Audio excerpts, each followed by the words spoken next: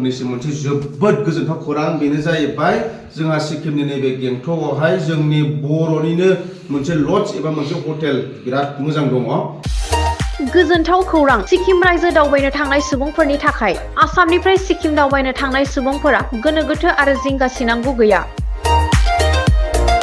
बर'नि हटेल एबा Simon group of हटेला नोंथांमोननो लानानै फैदों खम बेसेनावनो मोजां रोखोमै हर थानो हानाय खथा, साखोन सिखोन दुगैग्रा कम्फर्टेबल स्टे, लोगोसे ट्रेन्सपर्टेशन एन्ड स्किम टुर प्रभाइडेडनिबो सुबिदा दं बे हटेलाव। सिक्किम रायजोनि रेडिअ क्वार्टार एबा लल बाजार टु अरेटिं रडनि साखाथियाव थानाय बर'नि हटेल एबा साइमन ग्रुप अफ हटेलाव बर'नि मोजां रोखोमै जाग्रा आदार, अमा बेदर, अनला खारै, सबायजों दाउ बेदर आरो गोबां रोखोमनि बर'नि जाग्रा आदार बे हटेलाव मोननाय जायो। नोंथांमोना आसामनिफ्राय सिक्किम रायजोआव दावबायनो थांनोब्ला बर'नि हटेल एबा साइमन ग्रुप अफ हटेलाव थानो सानदोंब्ला नैबे जानबुं नं 7501510292 7501292996 नम्बराव सुलाद लानानै बे हटेलाव मोजां रोखोमै हर थाहैनो हागोन।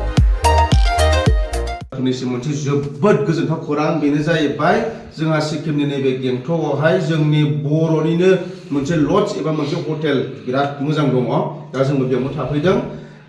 नोंथांमोना बेयाव फैयोब्ला नै कन्टेक्ट नाम्बारखौ बाव लिरखानाय दंखायो आरो बेनि मुङानो जाहैबाय साइमन रेसिडेन्सि। नोंथांमोना बेवहाय थाफैनानै जोबोद मोजां मोनगोन, मानो होनबा जोंबो बेवहाय हरनै थाबाय। हरनै थानानै जानायनिफ्राय लानानै थानाय दैनि केपासिटि गासिबो जोंनो बिराद मोजां होदों। माने लोगोफोर जोङो गोबां दावबायारिफ्रानो गासिबो लेंगुवेजखौ रोंजोबा नङा होमबा? माने जोङो सोरबाया एसामिस रोङोब्ला हिन्दी रोङा, सोरबा इंलिस रोङोब्ला एसामिस रोङा, बेबायदि जायो। थिग बेबायदिनो जोंबो गासिबो पारफेक्ट नङैनि थाखाय बर' हटेला बबाव दं होननानै नागिरलाबो नैबे आब'नि हटेलाव थाफैदों। जोङो जोंनि अमा बेदर जानाय, अनला खारै जानाय, जिखुनु नङा होमबा बर'नि जानाय गोसोबायदि जानायखौ जोङो बिनानै जानो हायो जाहाथे। बेखौनो जोङो आब'नि हटेलाव थानानै माने गोसोबायदि थाफैनो हादों आरो। नोंथांमोनाबो फैनानै बेवहाय आरामसे स्टे खालामफैनो हागोन। बेनिफ्राय सारा सिक्किमखौनो नोंथांमोना गिदिंनो हागोन आरो। कन्टेक्ट नाम्बारखौ आं स्क्रिनाव होना होखागोन।